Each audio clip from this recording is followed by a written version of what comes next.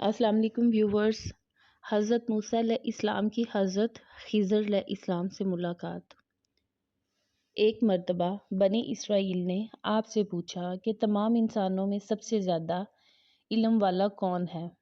حضرت موسیٰ چونکہ نبی تھے اور آپ کے علم میں اپنے سے زیادہ علم رکھنے والا اور کوئی نہیں تھا، اس لیے فرمایا کہ انسانوں میں سب سے بڑا عالم ہوں۔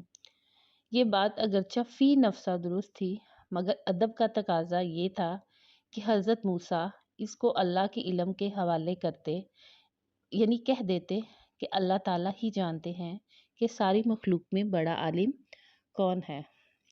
اللہ تعالیٰ کو یہ جواب پسند نہیں آیا، اس لیے اللہ تعالیٰ نے موسیٰ علیہ السلام پر وحی نازل کی کہ ہمارا ایک بندہ 2 سمندروں کے ملنے کی جگہ پر رہتا ہے، وہ آپ سے بھی بڑا عالم ہے۔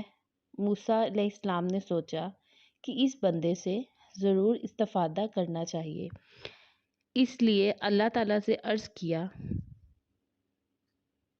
یا اللہ مجھے ان کا پتہ بتلا دیجیے۔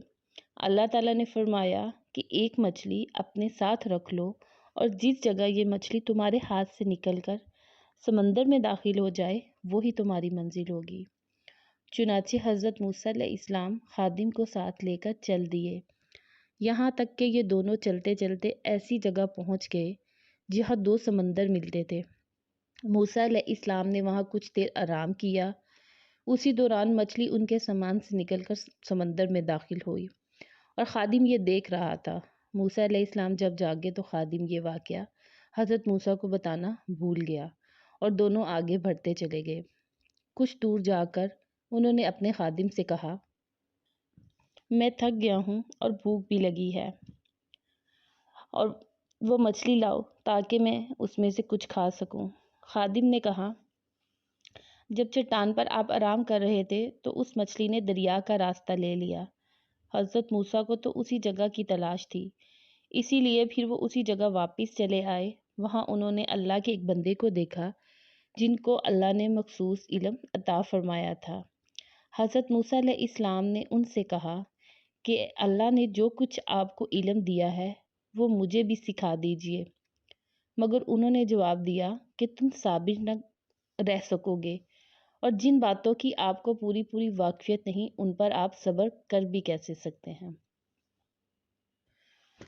حضرت موسیٰ نے کہا، انشاءاللہ آپ مجھے صابر پائیں گے اور میں آپ کے کسی حکم کی خلاف ورزی نہیں کروں گا۔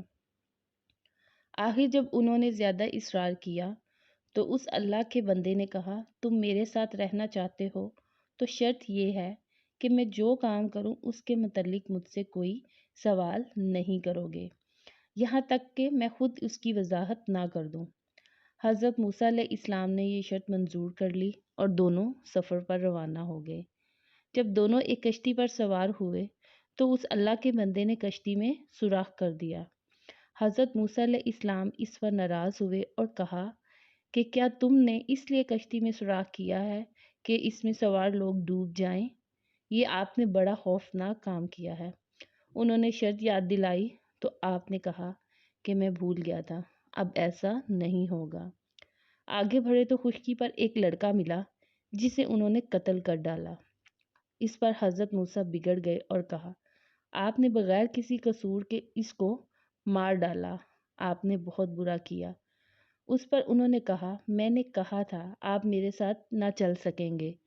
پھر دونوں میں دوبارہ قول و قرار ہوا۔ چلتے چلتے یہ ایک گاؤں میں پہنچے جہاں کے لوگوں نے ان کو اپنا مہمان بنانے سے انکار کر دیا، مگر ان دونوں نے دیکھا کہ ایک دیوار گرنے والی ہے، اس کو انہوں نے درست کر دیا۔ حضرت موسیٰ علیہ السلام پھر صبر نہ کر سکے اور کہا، آپ چاہتے تو ان سے اس کام پر مزدوری مانگ لیتے۔ اللہ کے بندے حضرت خضر علیہ السلام نے حضرت موسیٰ علیہ السلام سے کہا کہ اب ہم دونوں ایک ساتھ نہیں رہ سکتے، مگر جدا ہونے سے پہلے ان باتوں کا مطلب سمجھ لیجیے۔ کشتی چند غریب آدمیوں کی تھی جو اسے کرائے پر چلاتے تھے۔ دریا کے اس طرف کا بادشاہ زبردستی کشتیاں چھین لیا کرتا تھا۔ میں نے اس میں سوراخ کر دیا کہ عیب دار ہونے کی وجہ سے اسے کوئی نہ لے گا۔